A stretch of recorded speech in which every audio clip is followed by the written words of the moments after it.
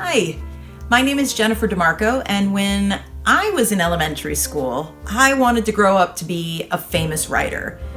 This was me back then. The trouble was, when I was a kiddo, I was sick a lot, and I missed a lot of school. I was really good at math, but I wasn't a very good reader. So how could I know what makes a book great?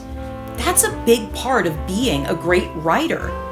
As a matter of fact, I wasn't able to read at all until I was 9 years old. But 1 year later, I finished my first novel. I wrote 250 pages, 50,000 words, and then I just kept going. I wrote 12 more novels, 4 films, and even 2 poetry collections before I was 18 years old. I won a bunch of awards, and one of my novels even sold better than Jurassic Park. I was able to do this because of a teacher who knew what was going on with me, knew I couldn't read, knew I was sick a lot and struggling in school. They took me aside and said, "Write the story first and worry about the spelling and the grammar and all that other fancy stuff afterward. Just write a story that you love, a story that you find so exciting you could read it again and again and again without getting bored. Just do it. Just make art." Art is anything we create that expresses who we are and how we see the world. It could be photos, drawings, stories about your life, stories that you make up from your own head, poems, anything. If it tells the world about you and you're telling about the world, then that's art.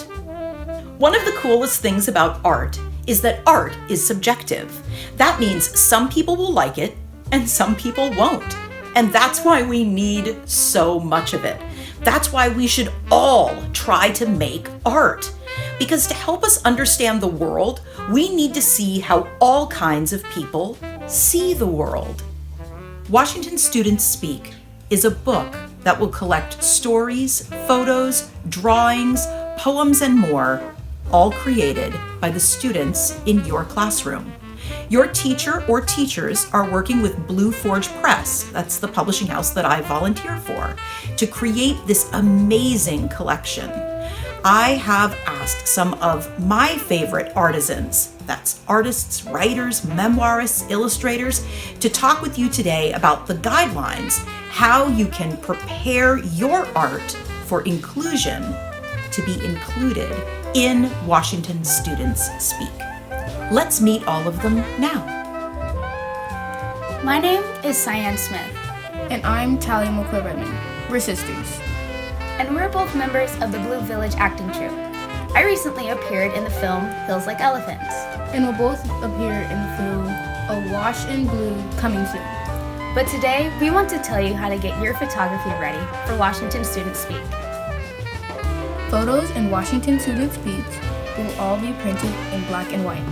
You can take the photo in color, but it won't be in color in the book.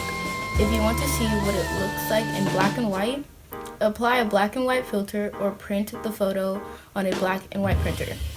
Photos need to be in square or vertical orientation, not landscape or horizontal orientation.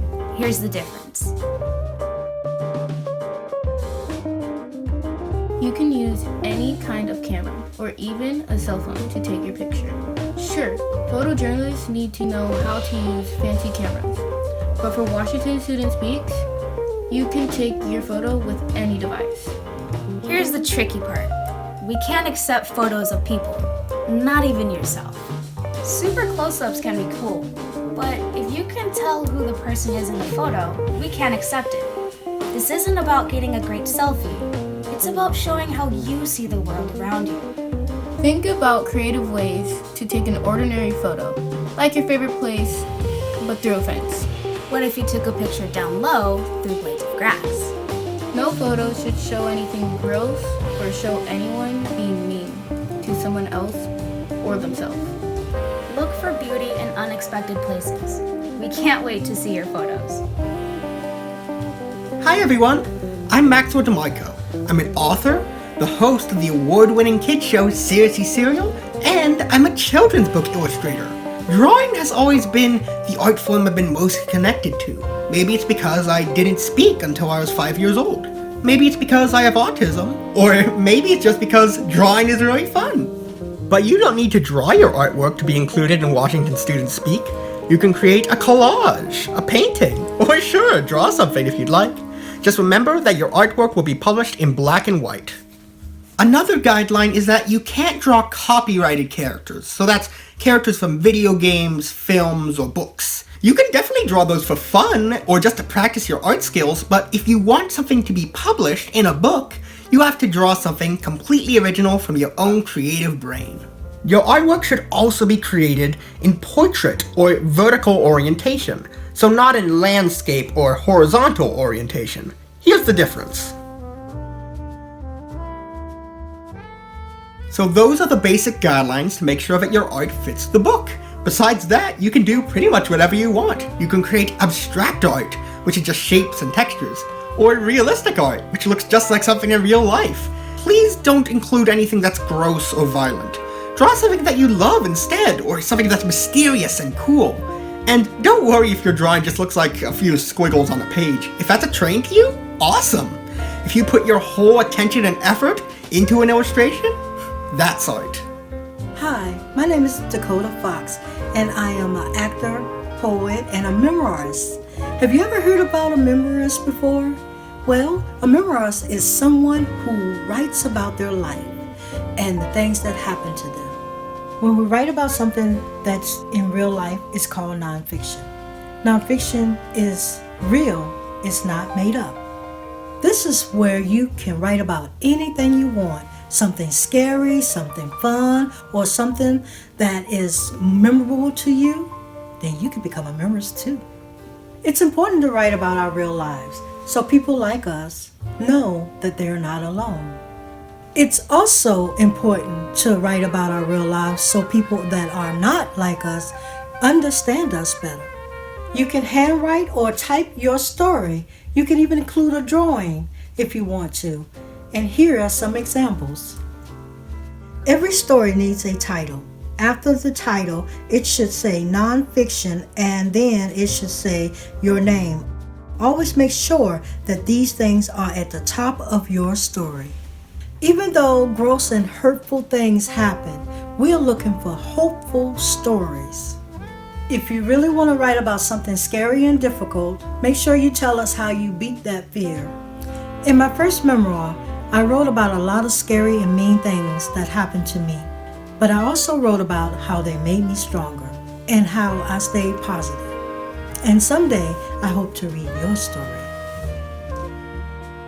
My name is Alex Dunn. I'm an actor and a musician.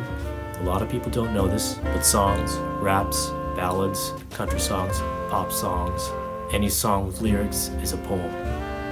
Most people think that poetry has to rhyme, or it has to follow really strict rules like a haiku or a sonnet, but those are just two types of poetry. There is also free verse poetry that usually doesn't rhyme at all, and narrative poetry that doesn't even look like a poem, really. There are tons of different genres of poetry. Really, a poem is just a really small story.